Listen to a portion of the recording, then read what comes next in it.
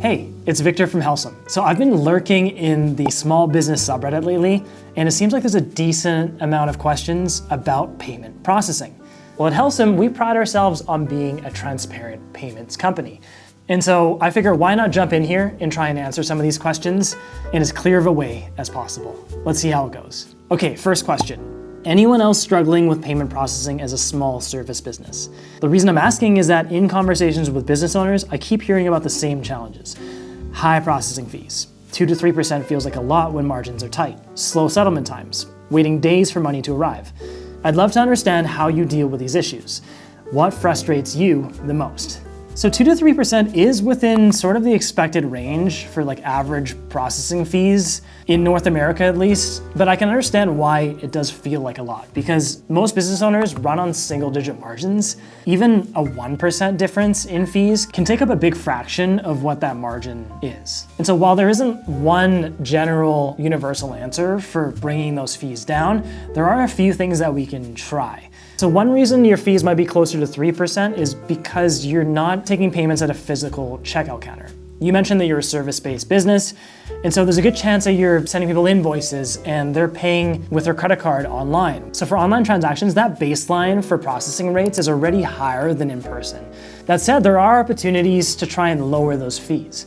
Now, the first question I'd ask is your payment processor on a flat rate model, a tiered pricing model, an Interchange Plus model? So what's the pricing structure for your payment processor? There's some pricing models like Interchange Plus, which are more transparent because they're giving you the wholesale cost of that transaction and adding a small markup on top. And so you do have an opportunity to save money with this type of pricing structure, especially if your business is processing regularly and aren't like a seasonal business that processes only $5 to $10 here and there. On the point of slow settlement time. So yeah, this is another common problem that people have with payment processing. Now, just reading this, slow settlement times is also subjective. Is it slow in the sense that it's taking longer than promised by your payment processor to receive your payouts? Because typically it's 2 to 3 business days. That's like the industry standard for receiving payouts. If it's any longer than that, then that might be a sign that something else is going on. So for example, if your batches are being held for review for some reason, but putting that aside, there's not too much control you have over settlement times because they're a result of what I would say are inefficiencies in the overall banking system. That said, the whole process seems to be improving. There are processors that are working with their banking partners to try and optimize those lanes of money movement so that the payout process happens sooner. And so you might even see offerings of next day deposits, same day deposits, instant deposits. Your best bet is to look for a processor that offers next day deposits, but without an extra charge, because a lot of companies do charge an extra fee in order to take advantage of this faster process. Okay, second question. Has anyone else noticed this pattern with payment processor fund holds? Number 1, merchant signs up, gets approved almost instantly. Number 2, processes payments normally for weeks or months. Number 3, account gets flagged, funds get held pending review. 4, merchant submits all required documentation. 5, account gets terminated anyway for vague reasons. And then 6, funds stay frozen for 90 to 180 days. Is this just the cost of doing business with aggregator style processors? Wow, that's pretty intense. So yeah, this is one of the scariest things that can happen to a business. And if you read some of these Reddit threads, it seems like processors are just doing this for kicks. The reality is there's usually something happening behind the scenes that the rest of us don't see. So take these horror stories with a grain of salt, because a lot of times fund holds as severe as this are the result of some sort of breach in terms and conditions, or it could be a complete mismatch between the amount actually processed by that business and what they claimed to be processing from the get-go. Because another part of this reality is processors are heavily regulated and they have their own rules to follow to prevent things like money laundering or other illegal practices being done by other people's money.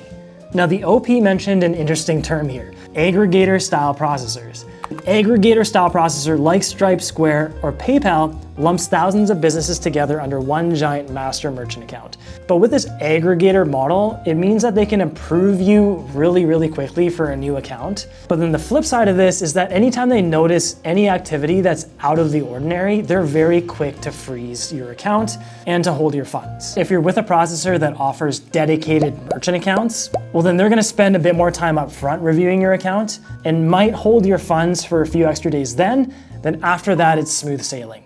So bringing everything back to the question, what's the takeaway? Well, account holds do happen in the payments industry. The trick for navigating it isn't necessarily to wish that they never happened. The best case scenario here is to find a processor that has clear communication about their processes and is actually easy to get a hold of when something like this does happen. Because if your funds are being held for some reason, a good processor will usually give you a way to give them more information so that they can review those batches and then release things for you. Water break. Okay, on to the final question. I'm sick to my stomach looking at money lost in 2025, hoping you folks might be able to help me figure this out. I've had Heartland credit card processing for 5 years. It appears this year they were bought by Global Payments. My processing fees have always been around 4%. In 2025, the fees were around 9%. We also switched to their POS system 2 years ago also, so not sure if we're somehow locked in with them now. Very unhappy with the major fee increase. Any help is much appreciated. Yeah, so this is super rough. Having your fees raised unexpectedly anytime is terrible, but having them raised to 9% from 4%, that is ridiculous. So first thing I notice here is that this person says that they're somehow locked in, which I would assume means that they signed some sort of contract with Heartland. Well, if this is the case, this might make leaving the situation a little bit harder, because once you sign a contract, you could be subject to early termination fees, which would mean that if you want to switch to a different processor to take advantage of lower rates, well then you would still have to pay Heartland a certain amount in order to do that, which is not great. So maybe you're stuck in this situation in the short term, in which case I would call up Heartland and see what you can do to complain about the rates being raised. But a better long-term solution, which I would encourage you to pursue regardless, is ultimately to find a processor that's more transparent than this one. Look, I know switching processors is a huge pain, but 9%, just to put that in perspective with some crude math, if you're processing 600K like you're saying, that's 50 grand a year in processing fees. That is a ridiculous amount, versus 24 grand if you were still paying 4%, which is already pretty high. That's a huge leak that you're dealing with here, and it should be taken seriously. Because even just looking at these numbers, I wonder if paying that early termination fee, if it's there, is actually still worth it, because staying on another year with this processor, that's more than likely what you would pay for terminating early on that contract. I could be wrong. Make sure you read the fine print in your contract, but something tells me that switching is still the better move here. So based on your yearly numbers, it sounds like you're processing 50 to 60 grand a month. Because your processing volumes are already this high, my ultimate recommendation is look for a new payment processor that has Interchange Plus pricing, that is known for transparency, and one that doesn't necessarily need you to sign a contract in order to use them. That should bring your effective rate down from 9% to somewhere closer to 2 to 3%, and maybe even lower as your business grows. Now, I do want to leave you with something where you can calculate a new baseline for yourself. So in the description below, I've left a link to a statement comparison tool that we developed at Helcim. So what you can do with this tool is you can enter some of those numbers that you gave in your question into the tool, and then it'll tell you how much you would save if you switch to Helcim. Now, that doesn't mean you have to go with Helcim as your next choice, but at least it gives you a new baseline of what you could be paying elsewhere compared to what you're paying right now. Well, that's all the answers I have for today. Now, if you have follow-up questions related to these ones, you can leave a comment below and I'll be sure to respond to you. Apart from that, if you want to learn more about Interchange Plus pricing, then click this video up next.